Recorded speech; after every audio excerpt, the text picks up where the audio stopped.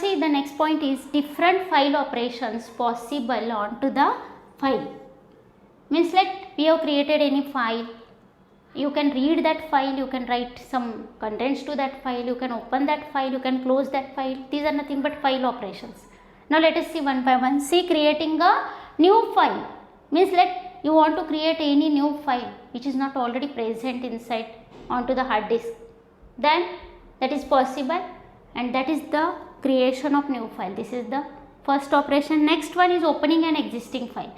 If you want to read any file whatever already created, or you want to modify some contents from that file, then you have to open that file first. Then only you can read that file, you can write to that file, you can modify contents from that file. Everything you can do. For that, first you have to open that file. That is the second operation, that is opening an existing file. Existing means it should be there, then only you can open that file and you can read that file. Getting? Now next one is writing data to a file.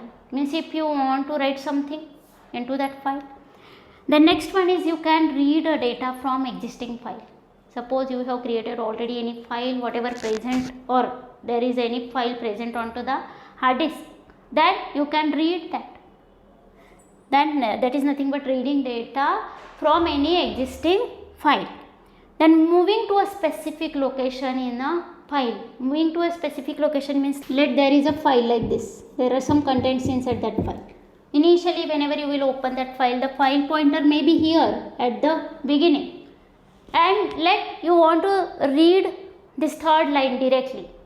Then you can move this file pointer here, and then you can read that file. This is nothing but moving to a specific location in a file. This is called as a seek operation. Getting? And now last one is closing a file. Means after doing all operations, you have to close that file. These are all possible operations onto the file.